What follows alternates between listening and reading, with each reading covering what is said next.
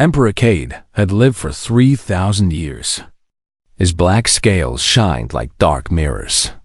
His golden eyes had seen stars born and die. His claws had crushed enemies across 100 worlds. The Draconian Imperium stretched across the galaxy, and every dragon bowed before him. But even an emperor can feel pain. Even a god among dragons can carry a wound that never heals. The wound had a name: Theo. 3 years ago, Cade's youngest egg had cracked open in the Imperial hatching chamber. The whole court had gathered to witness the birth of a new prince. Dragons of every color filled the massive hall. Musicians played ancient songs. Priests burned sacred herbs. Then the egg broke and silence fell. The baby dragon that crawled out was small. Too small. One of his wings hung wrong, bent at an angle that would never straighten. His back left leg twisted beneath him, unable to hold his weight. He squeaked and tried to stand, but he fell. He tried again. He fell again.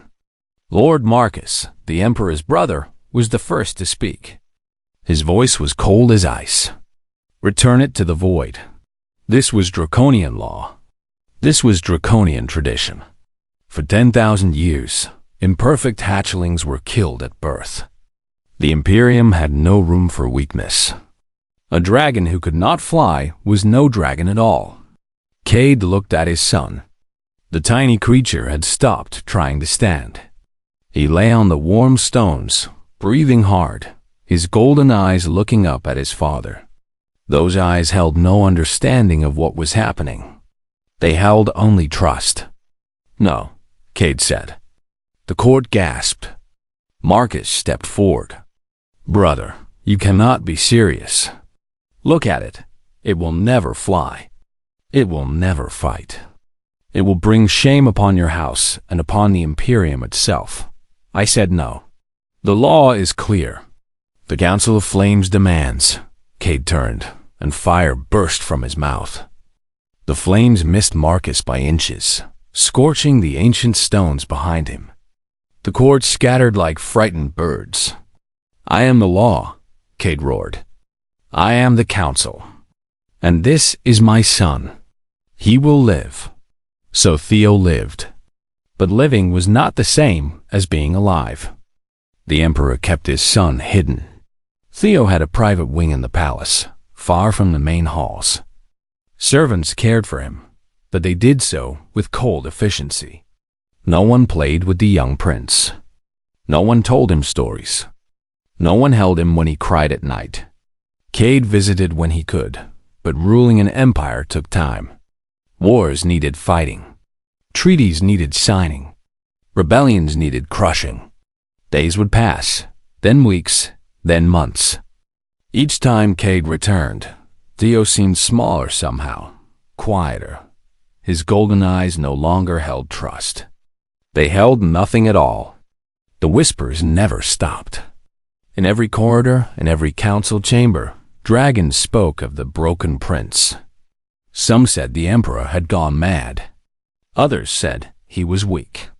Lord Marcus gathered allies who believed the Imperium needed a new ruler, one who would not shame their race by keeping a crippled hatchling alive. Cade knew all of this. His spies told him everything, but he did not act. Part of him wondered if Marcus was right. Part of him looked at Theo and felt something that might have been love, but might have been guilt or pity or simply stubborn pride. Then came the message from Earth.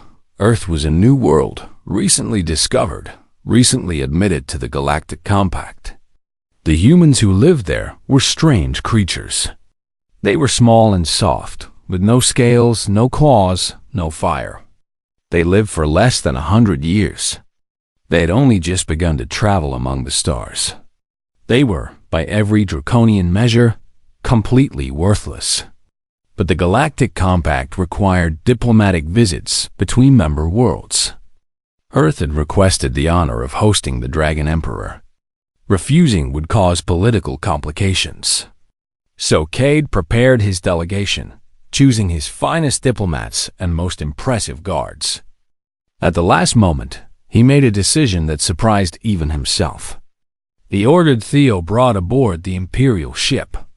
"Why?" Marcus demanded. "You cannot show that creature to the humans. They will see our weakness." "The humans are insects," Cade replied. "Their opinion means nothing. And Theo has never left the palace. Perhaps a change of scenery will help him." This was not the real reason, but Cade did not know the real reason himself. He only knew that leaving Theo behind felt wrong. The journey took 3 days. Theo spent the whole time in a private chamber, hidden from the crew, hidden from the diplomats, hidden from everyone.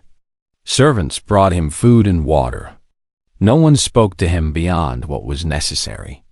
When they arrived at Earth, Cade looked at the blue and green planet through his viewing screen.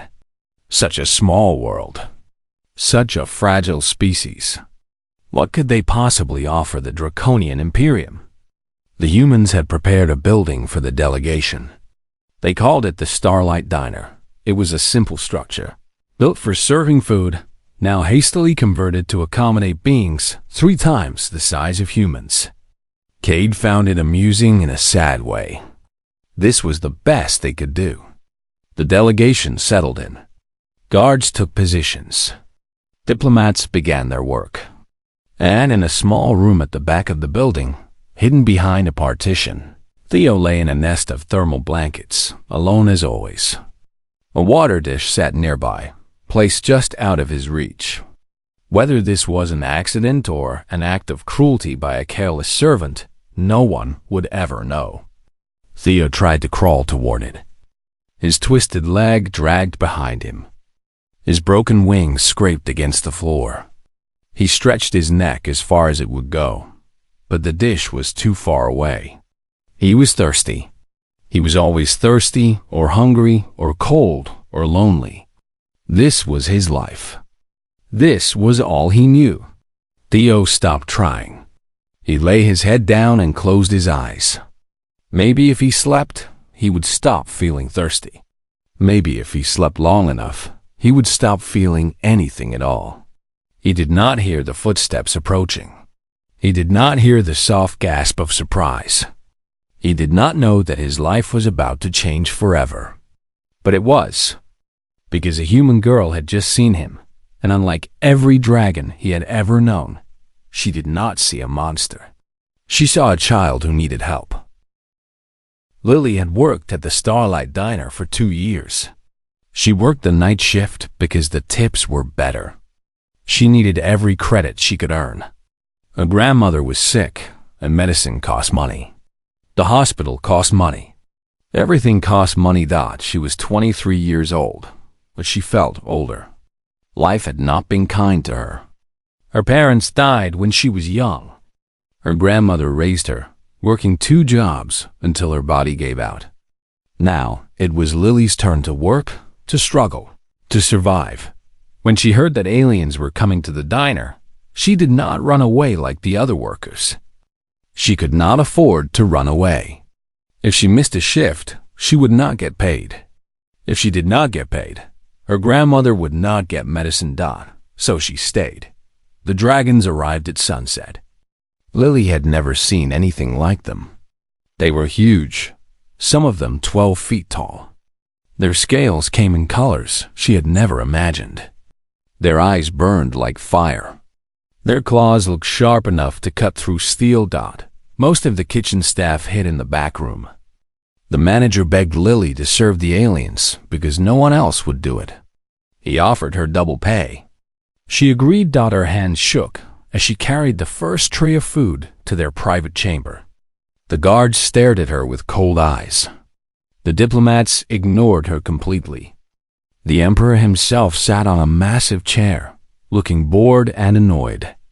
Lily served them quickly and quietly. She did not speak unless spoken to. She did not make eye contact. She moved like a ghost, appearing and disappearing without drawing attention. On her 3rd trip, she heard something strange. A small sound, like a bird crying. It came from behind a partition at the back of the room. Lily knew she should ignore it. She should put down the food, collect the empty plates, and leave. This was not her business. These were powerful aliens who could kill her with one swipe of their claws, but the sound was so sad, so helpless. It reminded her of the stray cats that lived behind the diner, the ones she fed scraps to every night. She put down her tray. She walked toward the partition. She peeked around the corner, and there he was. A baby dragon, no bigger than a large dog, lay in a nest of blankets. One of his wings was bent wrong, folded against his body at an angle that looked painful. His back leg was twisted, thin and weak. He was reaching toward a water dish that sat just beyond his grasp, making that small crying sound. Lily did not think. She did not consider the danger. She simply moved. Behind her, guards shouted. She heard heavy footsteps. She heard the Emperor roar, a sound so loud it shook the walls and made her ears ring. But she did not stop till she reached the baby dragon. She bent down and scooped him into her arms. He was lighter than she expected, and warm, so warm. His scales were soft, not hard like the adult dragons.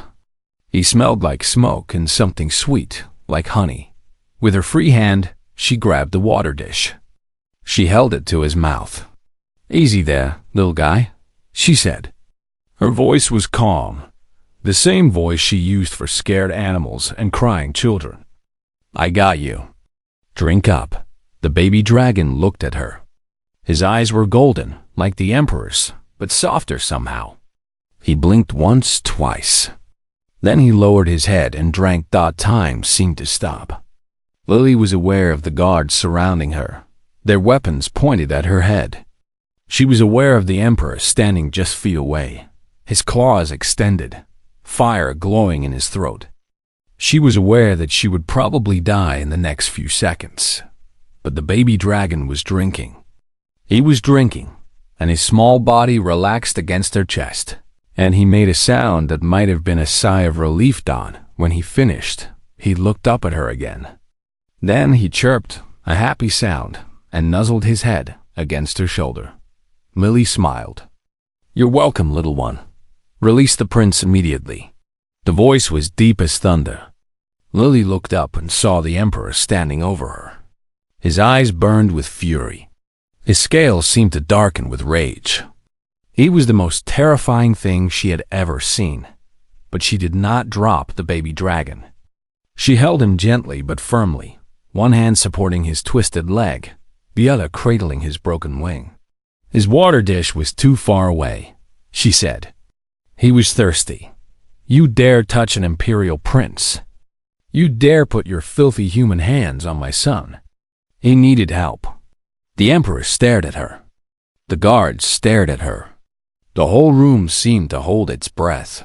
"He is damaged," the Emperor said, and something in his voice changed.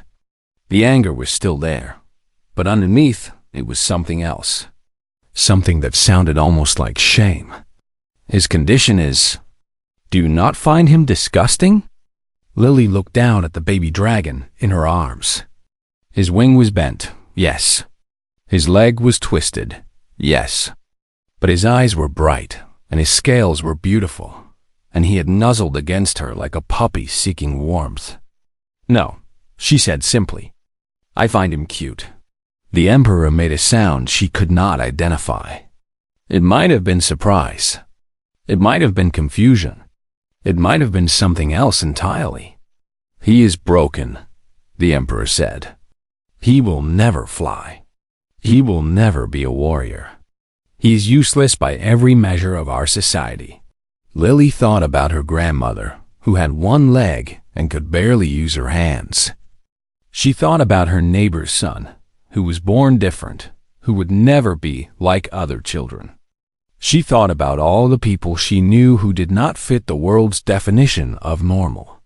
"Where I come from," she said, "we don't throw people away just because they're different. We help them. We love them. That's what family does." She looked the Emperor straight in his golden eyes. She was still scared. She was still shaking. But she did not look away. "He's not useless," she said. "He's a kid who needed a drink of water, and someone should have given it to him." The baby dragon chirped again and pressed closer to her. His small claws gripped her uniform. He seemed, for the first time since she had found him, completely at peace. Emperor Cade looked at his son. He looked at this small, fragile human who held his child with more tenderness than any dragon ever had. He looked at the fear in her eyes and the steel in her spine. And for the first time in 3,000 years, Emperor Cade did not know what to say. Lord Marcus was furious. He paced the floor of the diplomatic ship, his tail whipping back and forth, sparks flying from his nostrils with every angry breath. "You should have killed her on the spot," he growled. "A common servant touching an imperial prince? This is an insult to our entire civilization. This is an insult to you personally. This is enough." Cade sat in his chair, watching a small screen. The screen showed a recording from the security system. He had watched it 17 times already. He would probably watch it 17 more times before the night was over. The video showed the human girl walking toward the partition. It showed her picking up Theo. It showed her holding the water dish to his mouth. It showed Theo drinking, then looking up at her, then nuzzling against her shoulder. It showed something Cade had never seen before. Someone caring for his son without fear, without disgust, without pity. Just simple, natural kindness. "She did not hesitate," Cade said quietly, "because humans are stupid creatures who do not understand. She did not hesitate because she did not see anything wrong with him." Marcus stopped pacing. He stared at his brother with narrowed eyes. "What are you saying?" Cade did not answer. He watched the video again. The girl's face was calm as she held Theo. Her hands were gentle. Her voice, though he could not hear it clearly on the recording, seemed soft and warm. No dragon had ever held Theo like that. Not even Cade himself. The next morning, Cade ordered the human girl brought to the diplomatic vessel. His guards collected her from the diner and escorted her through the massive ship. She looked terrified, her face pale, her hands trembling at her sides. But she walked with her head high and her back straight. They brought her to the Emperor's private chamber. Cade sat on his throne, watching her enter. She was so small, so fragile. He could kill her with a thought, with a breath, with the smallest movement of his claws. "What is your name?" he asked. "Lily, Your Majesty." "Lily." He repeated the words slowly. It felt strange on his tongue. "Why did you touch my son last night?" "He was thirsty. He could not reach his water. I helped him. You knew the guards might kill you." "Yes, you knew I might kill you." "Yes." Cade leaned forward. "Then why did you do it?" Lily was quiet for a moment. She seemed to be thinking, choosing her words carefully. When she spoke, her voice was steady. "When I was young, my grandmother raised me. She lost her leg in an accident. She has pain in her hands that never goes away. She cannot walk without help. She cannot hold things without dropping them." Lily paused. "Some people think she is worthless. Some people think she should be put away in a home somewhere and forgotten. But she raised me. She worked 2 jobs to feed me. She stayed awake all night when I was sick. She's the strongest person I know." Cade said nothing. He only listened. "My neighbor has a little boy named Tommy. He was born with something called Down syndrome. He learns slower than other kids. He will never be a scientist or a soldier or a leader. But he hugs his mother every morning and tells her he loves her. He shares his toys with other children. He laughs more than anyone I have ever met." Lily's voice grew stronger. "Is he worthless too?" "By draconian standards. I am not asking about draconian standards. I am asking about life. About what makes a life worth living." Cade felt something strange in his chest. It was not anger. It was not pride. It was something he had not felt in centuries, something he barely recognized: doubt. "My friend has a brother," Lily continued. "He went to fight in the Mars campaign. He came back missing an arm. He cannot work the job he used to have. He cannot play the sports he used to play. But he volunteers at a center for children. He teaches them to read. He makes them laugh. He gives them hope." She looked the Emperor straight in the eyes. "Your people would call him broken. My people call him a hero." Cade sat back in his throne. For 3,000 years, he had believed in the draconian way. Strength was everything. Perfection was everything. Those who could not fly, could not fight, could not contribute to the glory of the Imperium were nothing. But this human, this tiny, fragile creature who lived for less than a century, was telling him something different. She was telling him that worth was not measured in power. That value was not determined by ability. That a life could have meaning even if it did not fit the mold. "Your son," Lily said softly, "is not a monster. He is not a shame. He is not a burden. He is a little boy who was thirsty and could not reach his water. That is all. You do not understand our ways." "No," Lily agreed. "I do not understand throwing children away because they are not perfect. I do not understand measuring worth by strength alone. I do not understand a civilization that values power over love." She should have been afraid. She should have been begging for mercy. But she stood before him like an equal, speaking truths that cut deeper than any blade. "Where I come from," she said, "we believe that every life has value. Every person deserves kindness. The strong protect the weak. The healthy help the sick. The able support the disabled. This is not weakness, Your Majesty. This is what makes us human." Cade was silent for a long time. The guard shifted nervously. The air felt heavy with unspoken words. Finally, Cade spoke. His voice was quiet, almost gentle. "My son, Theo, he has never. No one has ever held him the way you did. No one has ever looked at him without seeing his flaws first. Then no one has ever really looked at him at all." The words hit Cade like a physical blow. He thought of all the times he had visited Theo, all the times he had looked at his son and seen only the broken wing, the twisted leg, the shame and the failure. Had he ever really looked at Theo? Had he ever seen the child underneath the damage? "I would like you to visit him again," Cade said suddenly. "Tomorrow, if you are willing." Lily blinked in surprise. Whatever she had expected, it was not this. "I would like that," she said. "I would like that very much." She smiled, and Cade realized it was the first real smile he had seen since arriving on Earth. Perhaps it was the first real smile he had seen in years. Something was changing inside him. Something old and cold was beginning to warm. He did not know what it meant yet, but he knew one thing for certain. He wanted to find out. Days turned into weeks. The diplomatic visit, originally planned for 5 days, stretched to 1 month, then 2.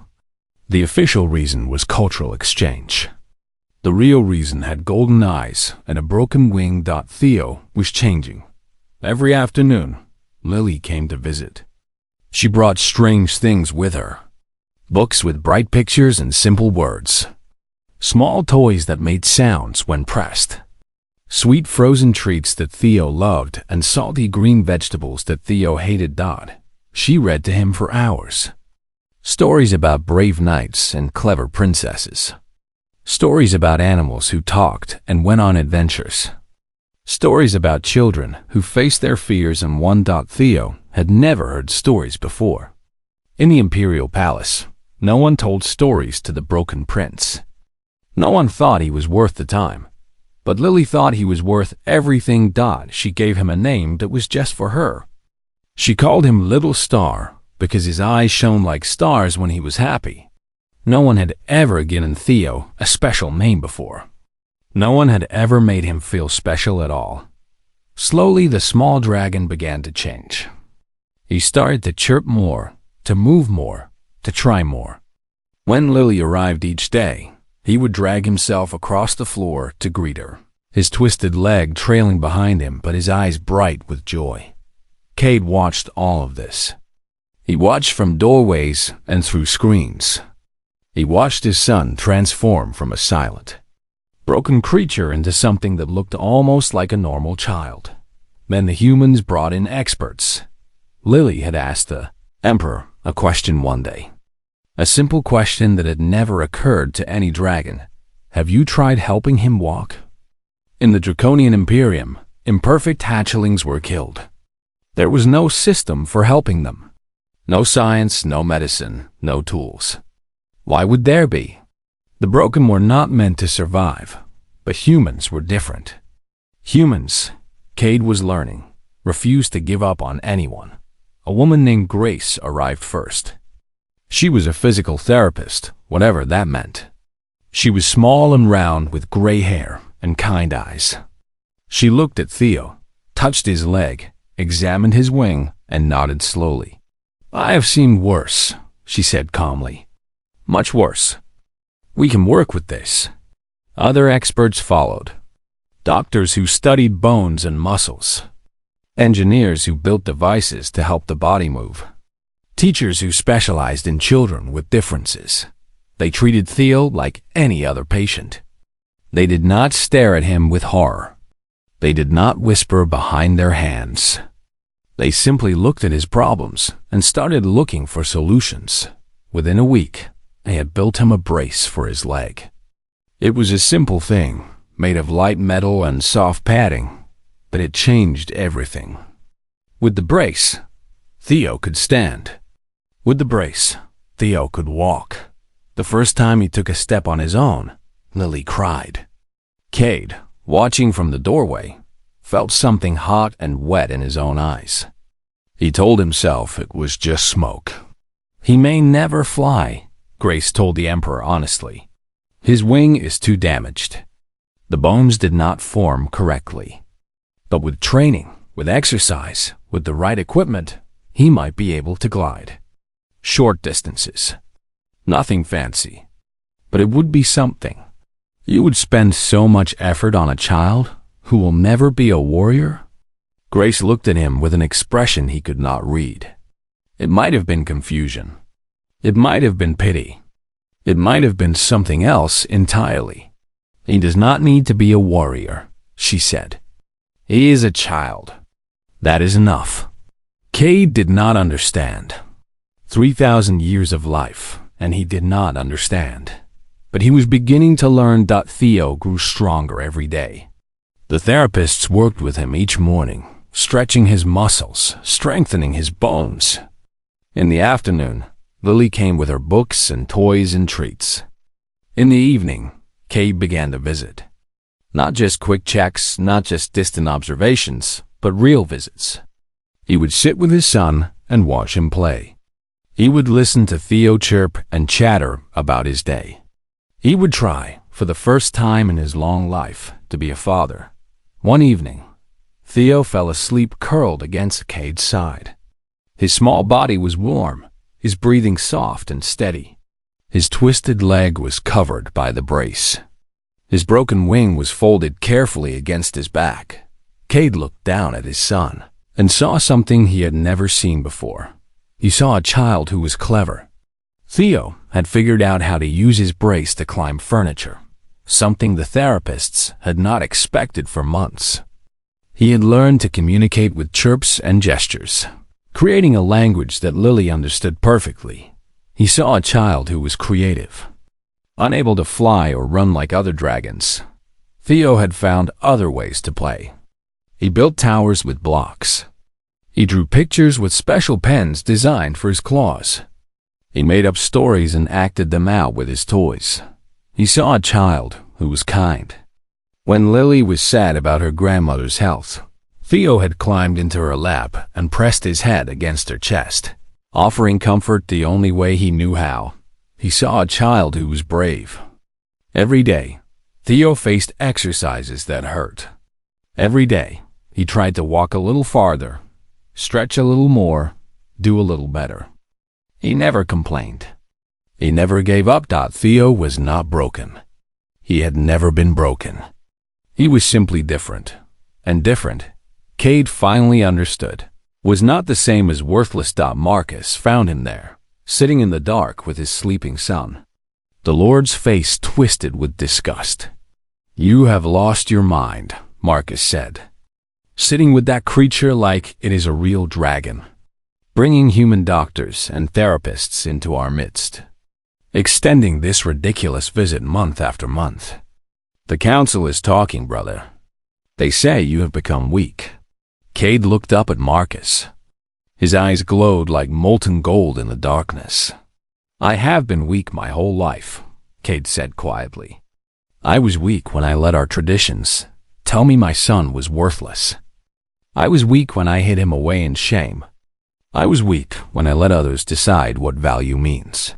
He stood, careful not to wake Theo. "The council can talk all they want. The traditions can burn for all I care. My son is not broken. He never was. We were broken for not seeing what he truly is."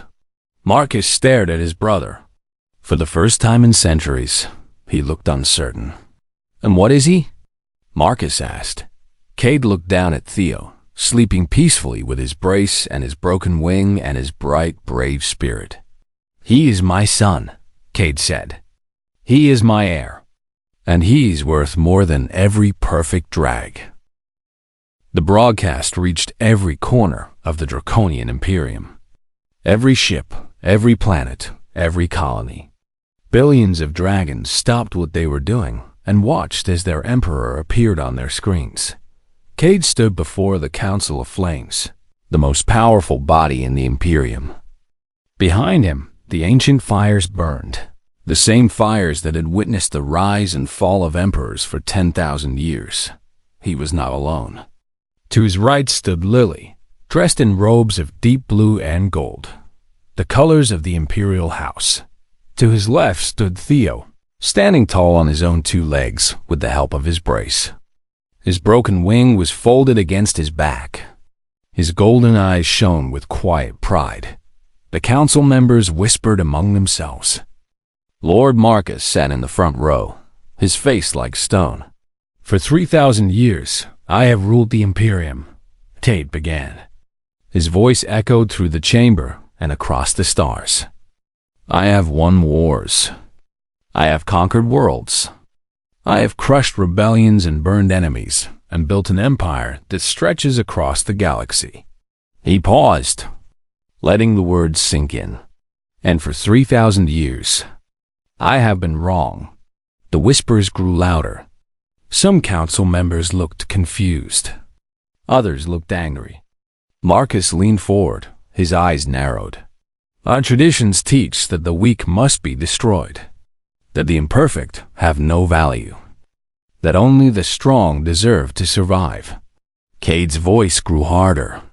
"We have killed countless hatchlings because they did not meet our standards. We have thrown away children, our own children, because they were born different." He looked at Theo. "I almost threw away my own son.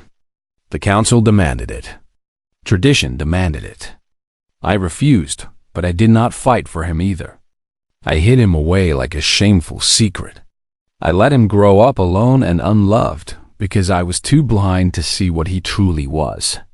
Theo looked up at his father. He did not fully understand what was happening, but he could feel the weight of the moment. He stood as straight as he could, determined to make his father proud. "Then I came to Earth," Cade continued. "A small world, a young species.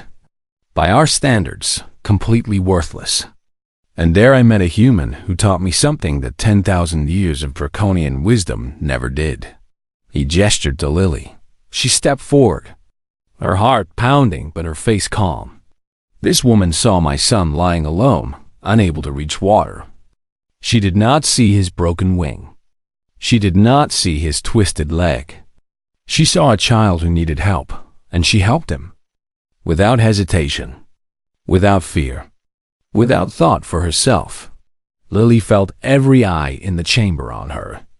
She felt the judgment, the hostility, the confusion. But she also remembered Theo's eyes when he first looked at her, the pure trust in his gaze. She stood her ground. Humans are not strong like us, Cade said. They cannot fly. They cannot breathe fire. They live for barely a moment compared to our centuries. But they have something we have lost. They have compassion.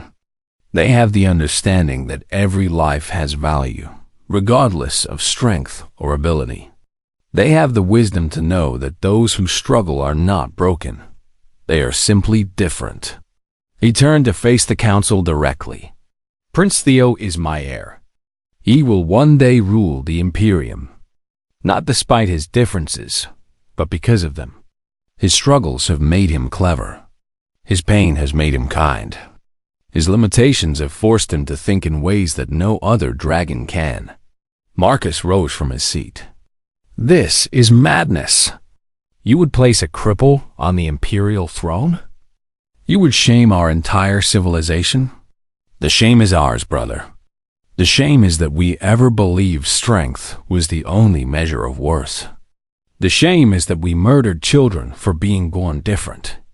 The shame is that we let fear and tradition blind us to what truly matters. Cade's voice rose to a roar that made the ancient flames leap higher. The Imperium will change. We will build hospitals for those we would have killed. We will create schools for those we would have abandoned. We will learn from humanity, not their technology, for in that they are primitive, but their compassion, in which they are giants among the stars. The chamber erupted in chaos. Some council members shouted in protest. Others sat in stunned silence. But some, a few, began to nod slowly. They had hidden doubts of their own. They had lost children of their own to the old traditions. They had wondered in their darkest moments if there was another way. Cade raised his hand and silence fell. Lily of Earth will serve as humanity's first ambassador to the Draconian Imperium. She will help us build a new future, one where every life is valued, where every child is cherished, where the measure of a person is not their strength, but their heart. He looked at his son one last time. Theo looked back at him with eyes full of love. This is my decree.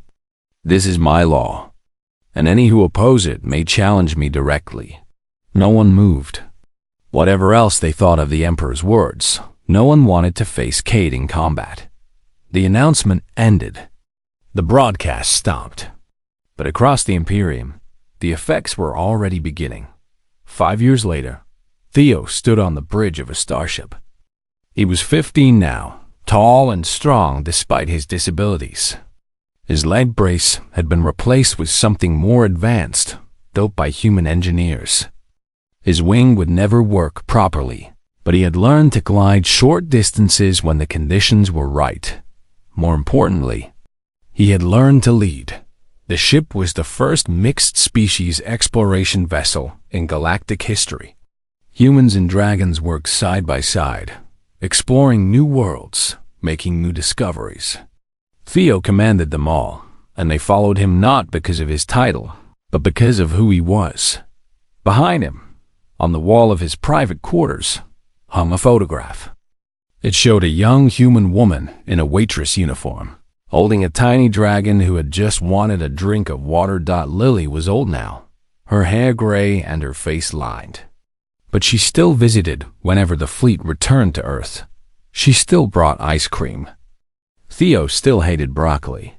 They would sit together and talk about the old days, about the night they first met, about the moment that changed everything, about the future they had built together. Sometimes Emperor Cade would join them. He was different now, softer somehow, more prone to laughter.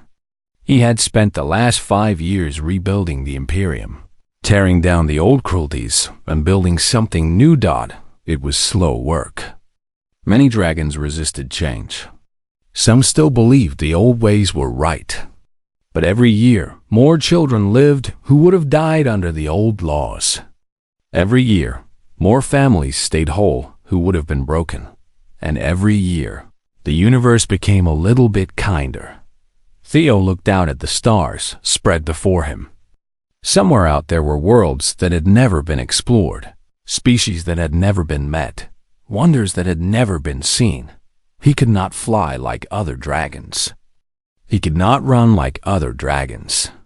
But he could dream bigger than any of them, and he could remember always the lesson that a simple human waitress had taught an emperor, that every life has value, that every soul deserves kindness, and that sometimes the smallest act of compassion can change everything. The end.